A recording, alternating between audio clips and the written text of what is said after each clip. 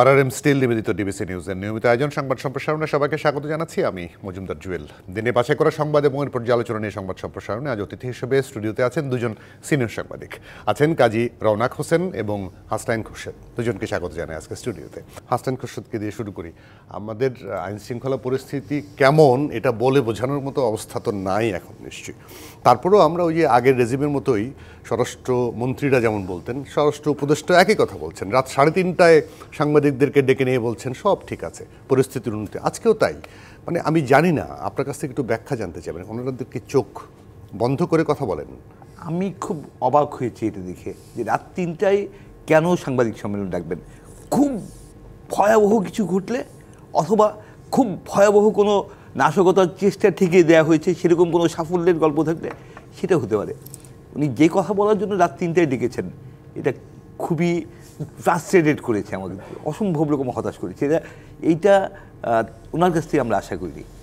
আমরা একটা জিনিস দেখেছি যে ওনার সঙ্গে আমরা যতটুকু জানি যে তার যে প্রফেশনাল ব্যাকগ্রাউন্ড খুবই ব্রাইট ব্যাকগ্রাউন্ড, খুবই সাকসেসফুল ব্যাকগ্রাউন্ড, কিন্তু স্বরাষ্ট্র উপদেষ্টার দায়িত্ব নেওয়ার পর থেকে তার যে পারফরমেন্স দেখছি এটা ক্রমাগতভাবে মানুষকে শুধু হতাশ করছে না, বাস্তবতা হচ্ছে মানুষের 18 কোটি মানুষের নিরাপত্তার দায়িত্ব নিয়ে ছেলে খেলা করা যায় না।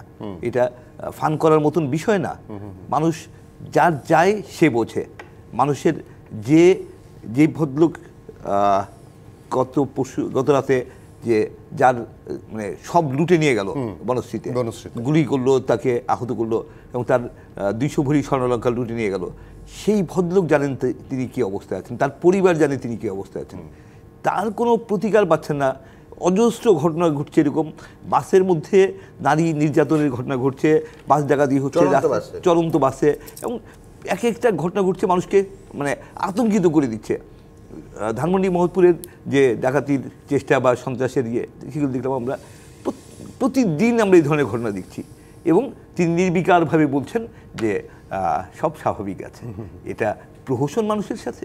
সরকারের পক্ষ থেকে একটা কথা বলা হয় যে আগের তুলনায় কমেছে।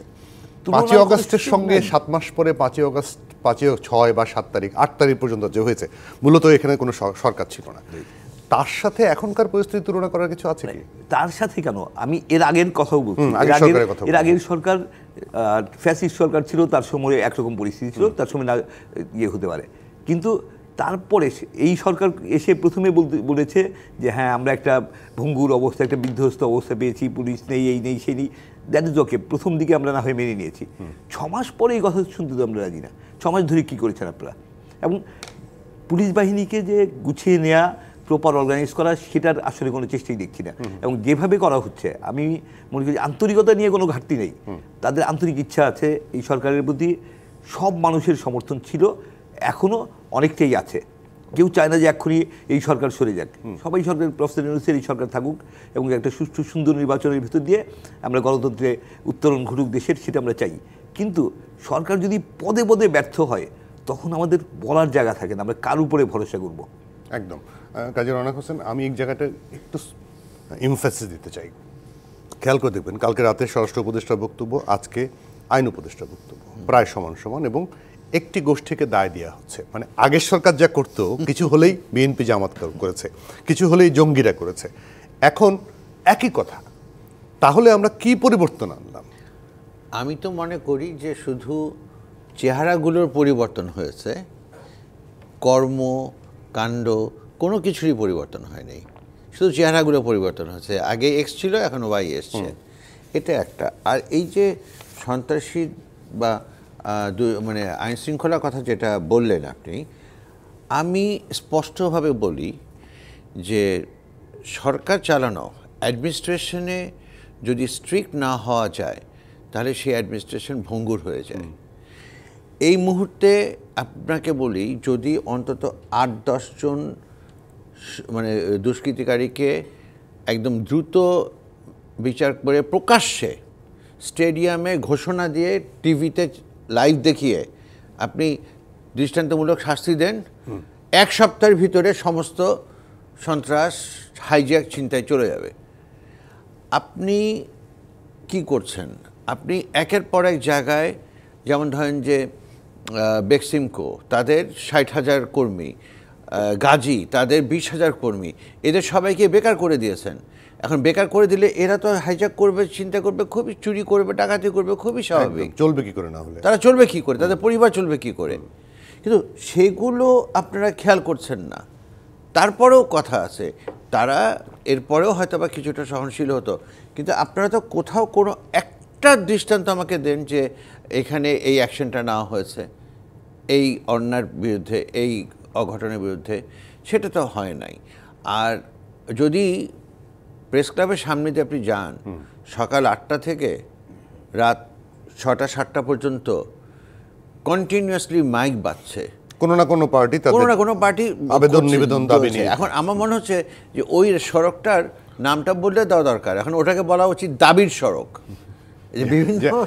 যেমনটা শাহবাগের নাম অনেকে অনেক ধরনের দাবি পরিবর্তন করার কথা বলছে, এটা প্রেস ক্লাবের সামনে সড়কটা দাবির সড়ক হওয়া উচিত। আমি স্পষ্টভাবে বলে দিতে চাই, দ্রুত নির্বাচনের কোনো বিকল্প নাই, কারণ এই সরকার আসলে তারা যার যার যোগ্যতায়, এনজিওতে যত দক্ষ, সরকার পরিচালনাটা কিন্তু ছেলে খেলা না, এটা তাদেরকে বুঝতে হবে। এবং একটা রাজনৈতিক দল, সে যে দলই হোক না কেন, তারা চট করে যেই যেই সিদ্ধান্ত নিতে পারে, সেটা কিন্তু এই সরকার পারে না। এই সরকার প্রথমেই যেটা ভুল করেছে, আসা মাত্রই পুলিশের যে দাবি দিয়ে শুরু হলো দাবি আদায়ের সংগ্রাম, এই পর্যন্ত 180টার উপরে আন্দোলন হয়েছে দাবি আদায়ের। সরকারের প্রথম কাজই উচিত ছিল বলা, তারা তো এদেরকে ইনভাইট করেছে, যে এতদিন 17 বছর কিছু বলতে পারে নাই, আসো বলো। ফল কি হয়েছে? প্রধান উপদেষ্টা 2 ঘন্টা লেটে ডিপ্লোম্যাটদের সাথে দেখা করেছেন প্রথম দিনই। আর এখন প্রতিদিনই একটার পর একটা ঘটনা ঘটছে। আস্তে আস্তে তারা শক্ত হচ্ছে, জলকামান, সাউন্ড গ্রেনেড এগুলো ইউজ করছে, কিন্তু অনেক লেট হয়ে গেছে, ইটস টু লেট। তাদেরকে প্রথম থেকে আরও অনেক শক্ত হওয়া উচিত ছিল। আর সবচেয়ে বড় যে জিনিসটা দরকার ছিল তাদের বলার, যে ভাই আমরা দাবি দেওয়া সরকার না, তোমাদের কোনো দাবি থাকলে দাও, কাগজপত্র দাও, আমাদের কাছে দাও, আমরা জায়গা মতন বুঝে দিব, কিন্তু আমরা সরাসরি কোনো দাবি দেওয়ার সরকার না। এই জিনিসটাও তারা বলেনি।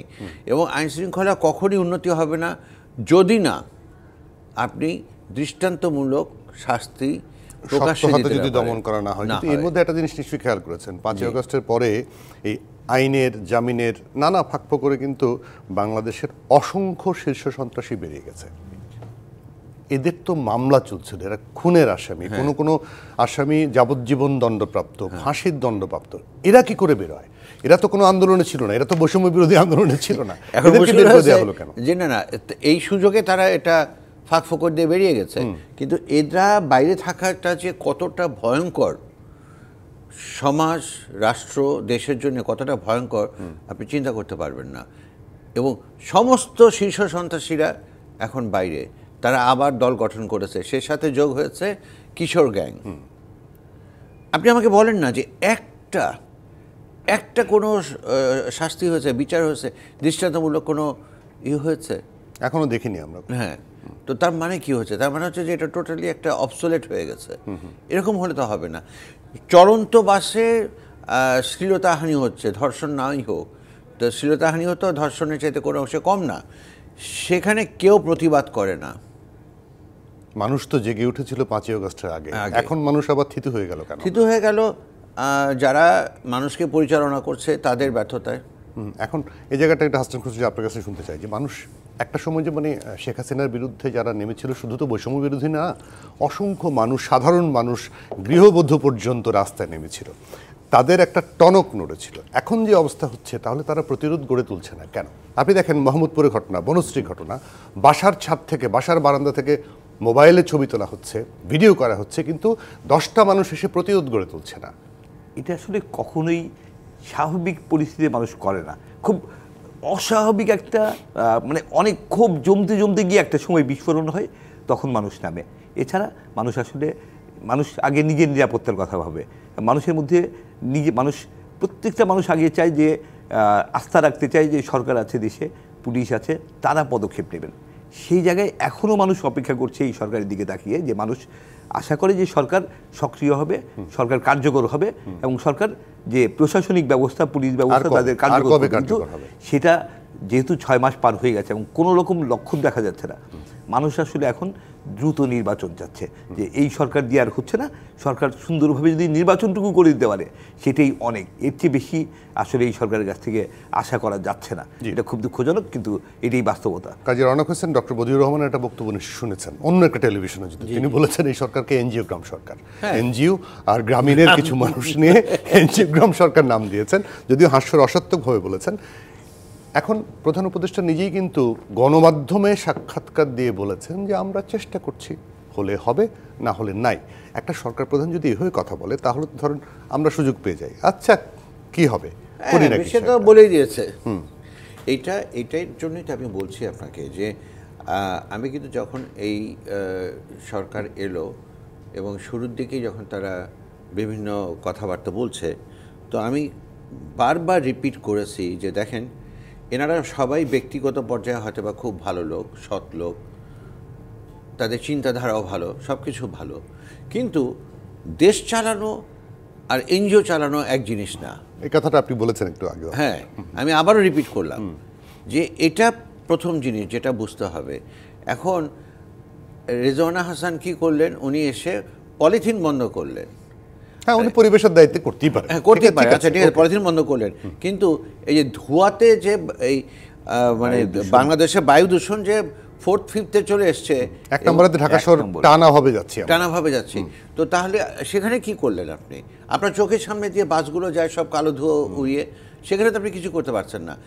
আসলে যেটা হয়েছে, যেই ভাব নিয়ে তারা বসছিলেন সেই ভাবটার এখন কাজ করছে না, এবং লোকজনও বুঝে গেছে যে এরা ভাবের কিন্তু কাজের না, যে কারণে দে ডোন্ট বদার, পাবলিকও করে না। কিন্তু হাসান খুরশেদ, এখন ম্যাজিস্ট্রেসি পাওয়ার নিয়ে মাঠে আছে সেনাবাহিনী, তারা কেন নীরব দর্শক? এটা কিন্তু একটা বড় প্রশ্ন। সেনাবাহিনী হয়তো তার জায়গায় তার কাজ করছে, কিন্তু এইটা আসলে কেন্দ্রীয়ভাবে যে রাজনৈতিক সিদ্ধান্ত দরকার, যে প্রশাসন চলবে তো আসলে সরকার চালাবে, সরকারের জায়গা থেকে অনেক দুর্বলতা দেখছি আমরা। স্বরাষ্ট্র উপদেষ্টা, আমি একটু আগেও বলছিলাম যে খুব হতাশাজনক। উনি অনেক ভালো মানুষ, হয়তো ওনার অনেক সাফল্য আছে তার পেশাগত জীবনে, আমি জানি না বয়সের কারণে না কী কারণে, কিন্তু যে পারফরমেন্স আমরা দেখছি, আমরা বিশ্বাস করি যে উনি অত্যন্ত সম্মানিত মানুষ। তার নিজের সম্মানের দিকে তিনি তাকাবেন। তিনি যদি মনে করেন যে তিনি তার সম্মান রাখতে পারছেন না, তার সিদ্ধান্ত তিনি নিজেই নেবেন। আমি একটু আসতে চাই যে সম্মানের দিকে তাকাবেন এই জায়গাটায়, কারণ এর মধ্যে কিন্তু প্রতিবাদ হচ্ছে। গেল কয়েকদিন বিচ্ছিন্নভাবে হয়েছে, আজকে তো ব্যাপক গেল গত রাত থেকে। তারপরেও ধরেন আমি যদি একটা খুব ভালো মানুষ হই বা ভালো হই, আমি যদি ব্যর্থতা নিজেরটা স্বীকার না করি, বলি যে পদত্যাগ করার মতো কিছু হয়নি, একই রকম কথা হলো। পদত্যাগ করার মতন কিছু হয়েছে কি হয়নি সেটা আসলে তার বোঝা উচিত। যে নারী চলন্ত বাসে শ্লীলতাহানির শিকার হয়েছেন, তার জায়গায় নিজের স্ত্রী কন্যাকে ভেবে যদি উনি ভাবেন যে হ্যাঁ, আমার সন্তান এরকম পরিস্থিতির শিকার হচ্ছে, আমি স্বরাষ্ট্র উপদেষ্টার দায়িত্বে আছি, আমি কি করলাম, তখন আসলে তার অনুতাপ হবে, তার প্রচণ্ড রকম অপরাধ বোধ হবে। যদি সেই বোধ কাজ না করে, তাহলে আসলে আমরা ভুল লোক নির্বাচন করেছি বা ভুল লোককে দায়িত্ব দিয়েছি, এটা আমাদের ভাবতে হবে। সেই ভাবনার দিকে আমরা যেতে চাই না, কিন্তু আমরা এখনও আশা করি যে সরকার তার আরেকটা জায়গায় খুব বড় ভুল করছে। সরকার তার অগ্রাধিকার ঠিক করতে গিয়ে বড় ধরনের ভুল করছে। সরকার বিশাল বড় বিস্তীর্ণ 11টা 15টা সংস্কার কমিশন করে কি করতে যাচ্ছে। আলটিমেটলি সংস্কার নিঃসন্দেহে আমরা চাই, আমরা ফ্যাসিজমের সাথে যারা জড়িত ছিল তাদের বিচার চাই, কিন্তু তার মানে এটা না যে কোনটা আমার প্রথম প্রায়োরিটি, কোনটা আমি কত দূর করব, সেই জায়গায় সঠিক পরিকল্পনা নেই, এলোমেলোভাবে। সেই প্রায়োরিটির জায়গাটায় আলোচনায় আসবো, ফিরবো একটা ছোট্ট বিরতি নিয়ে, তারপর প্রায়োরিটির জায়গায় আলোচনা করবো। এবং বারবার বলা হচ্ছে যে প্রশাসন, পুলিশ বিশেষ করে কাজ করছে না, তারা নিষ্ক্রিয়। সেটা নিষ্ক্রিয় আমি কি সক্রিয় করব? আমরা সাধারণ মানুষ কি সক্রিয় করব? অন্য কেউ কি করবে? এবং আজকে দেখেছেন যে সচিবালয়ে যে পদযাত্রা হয়েছে, সেখানে বৈষম্য বিরোধী ছাত্র আন্দোলনের সময় যারা সামনের দিকে ছিল, কয়েকজন মেয়ের চেহারা আপনারা এরই মধ্যে দেখেছেন, তারা আবার আন্দোলনে নেমেছে পদত্যাগের দাবি করে। সে জায়গাটায় সক্রিয় নিষ্ক্রিয় সরকার সক্রিয় করবে না কেন, সে জায়গাটা আলোচনা আসবে। একটা ছোট বিরতি নিয়ে আসি দর্শক। RRN স্টিল নিবেদিত সংবাদ সম্প্রসারণে একটা বিরতি, সঙ্গে থাকবেন।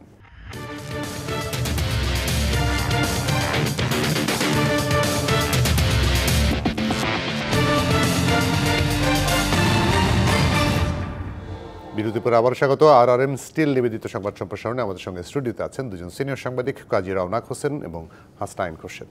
দুজনকে আবারও স্বাগত। কাজী রওনাক হোসেন, যেটা আমি বিরতিতে যাওয়ার আগে অনেকক্ষণ বড় করেই বললাম যে নিষ্ক্রিয় সক্রিয়, পুলিশকে সক্রিয় করবে কে? অপরাধীরা তো সক্রিয় থাকবেই, এটা স্বাভাবিক কথা। 5ই আগস্টের পরে যে পুলিশের মনোবল ভেঙে গেছে বুঝলাম, এরপরে তো অনেকভাবে পরিবর্তন হয়েছে, তারপরেও সক্রিয় না কেন? এখানে দুটো ব্যাপার আছে। একটা ব্যাপার হলো যে তারা যেই অপকর্মটি করেছে এবং মানে বিগত সরকারে তাদেরকে যেভাবে দলীয়করণ করা হয়েছিল, তারা আসলে দলের পুলিশ ছিল, দেশের পুলিশ ছিল না।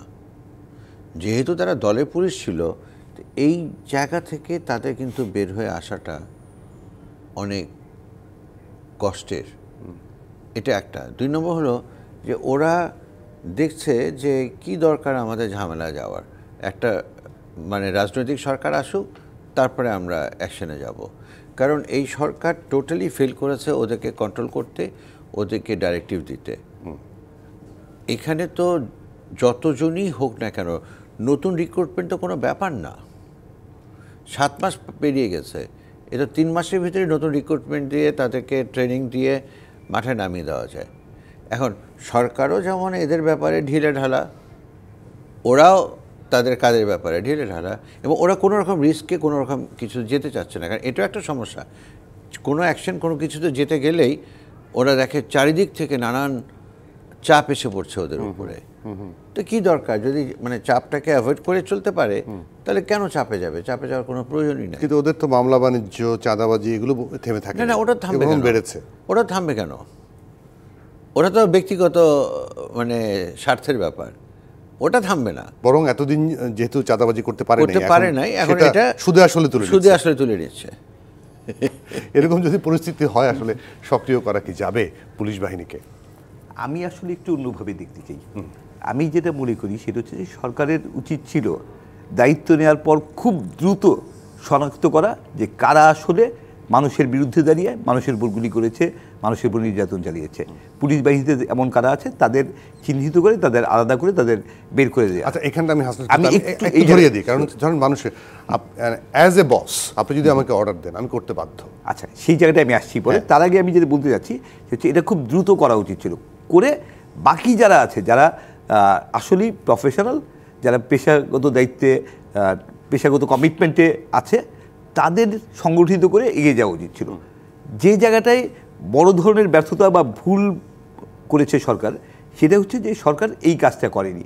এখন পর্যন্ত সবসময় পুলিশের ক্ষেত্রে, অন্যান্য সরকারি অফিসারদের ক্ষেত্রে আমি একটা জিনিস অনেকের সাথে কথা বলে দেখেছি, সবাই ফিল করে যে মাথার উপরে একটা তলোয়ার ঝুলছে, সেটা হচ্ছে দোসরের তলোয়ার।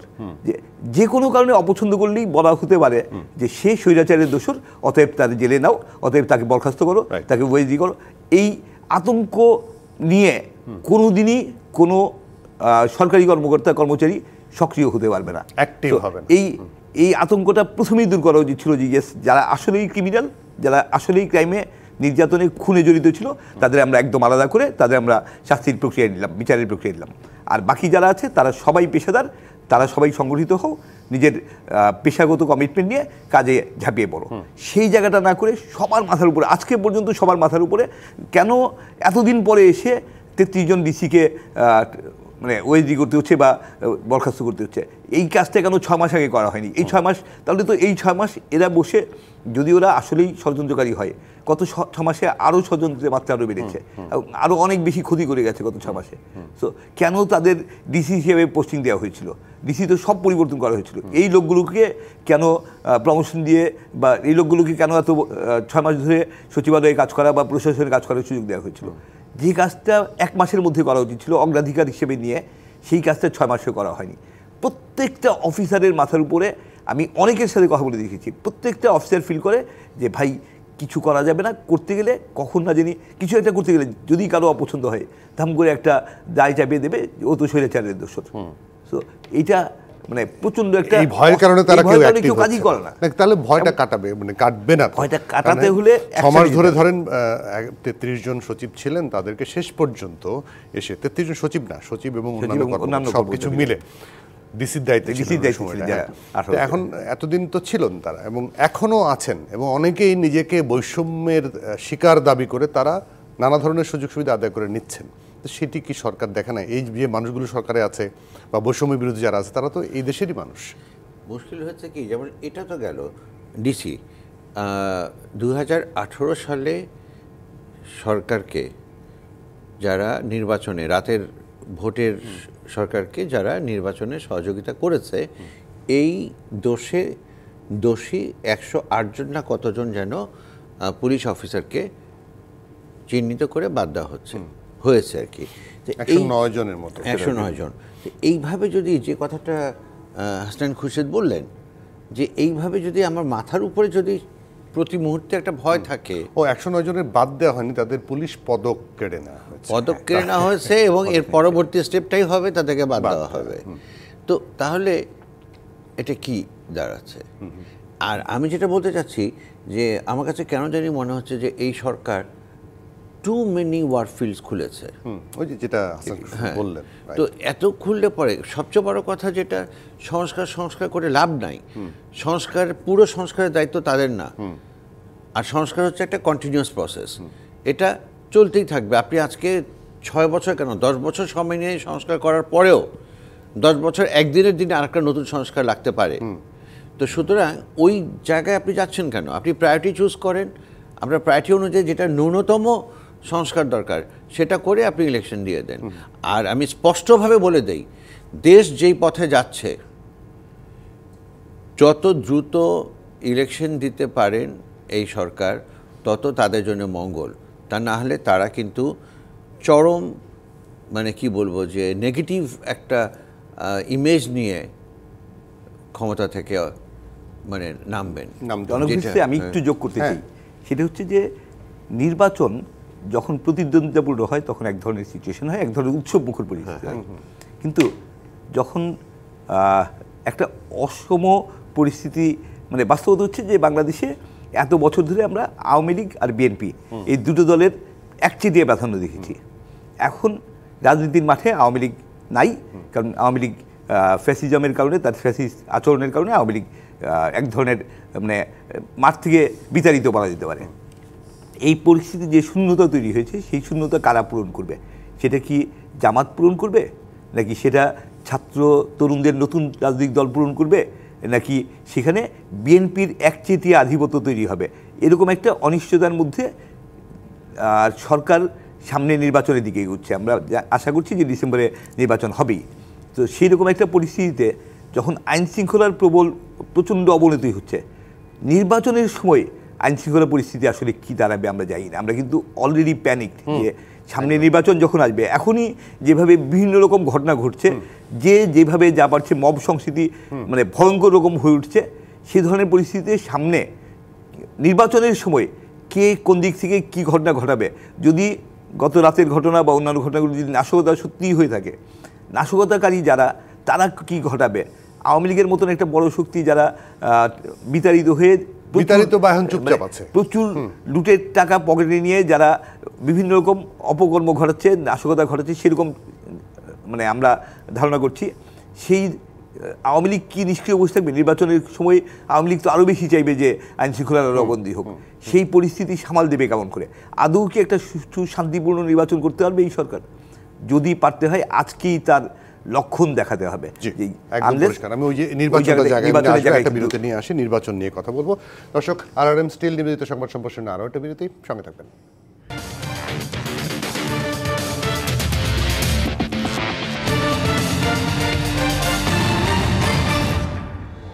বিরতির পর আবারও স্বাগত আরআরএম স্টিল নিবেদিত সংবাদ সম্প্রসারণে। স্টুডিওতে আছেন কাজী রওনাক হোসেন এবং হাসনাইন খোরশেদ। কাজী রওনাক হোসেন, যেটি বলার চেষ্টা করছিলাম, হাসনাইন খোরশেদ বলছিলেন নির্বাচন দেওয়া দরকার। আপনি বারবার বলেছেন একই কথা, অনেকেই বলছেন, বিএনপি পক্ষ থেকে বলা হচ্ছে।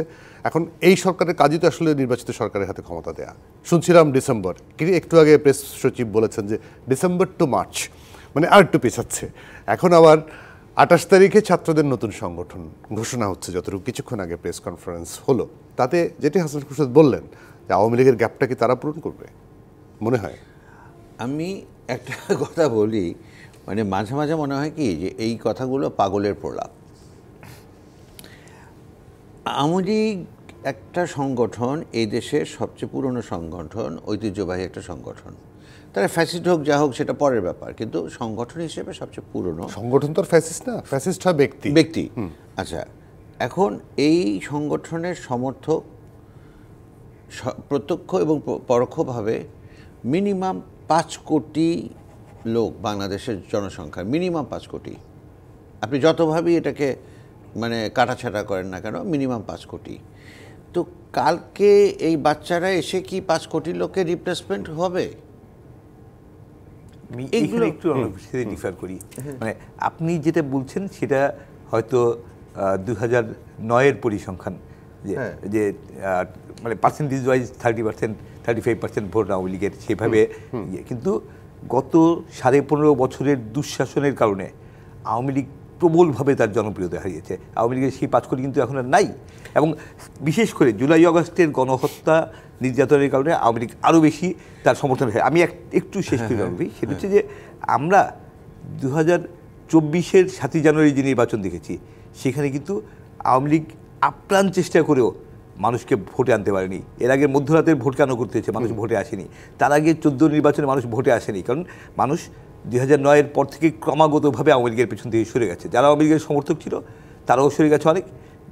আওয়ামী লীগ শেষ পর্যন্ত মানে ফ্যাসিস্ট, আমি আপনার সাথে একটু ডিফার করছি যে দল ফ্যাসিস্ট হয় না, এটা ঠিক না। দল ফ্যাসিস্ট হয়, এবং দল ফ্যাসিস্ট হয় বলে জাতিসংঘের রিপোর্টে আমরা দেখেছি যে পরিষ্কারভাবে বলছে যে শেখ হাসিনা এবং আওয়ামী লীগ এই পরিচালিত দল, দল এই দল দায় এড়াতে পারে না। দলের বিচার হওয়া উচিত, এবং দলের বিচারের প্রচুর রেকর্ড আছে গ্লোবালি।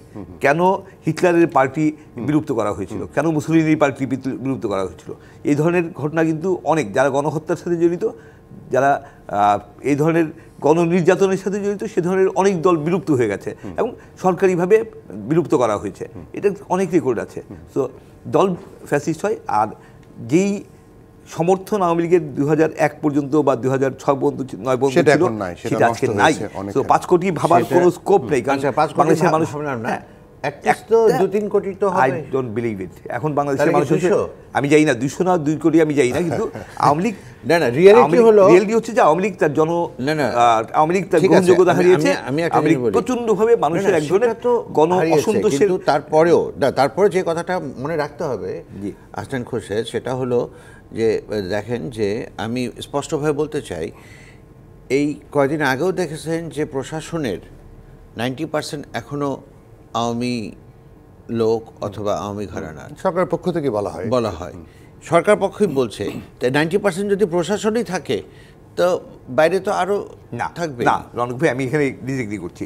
মানে প্রশাসনে যাদের রিক্রুট করা হয়েছে আওয়ামী লীগ আমলে, তাদের সব ধরনের মানে ব্যাকগ্রাউন্ড দেখে, আওয়ামী পরিবারের ছাত্রলীগের ছেলে মেয়ে দেখে তাদের রিক্রুট করা হতো, এটা আমরা সবাই জানি।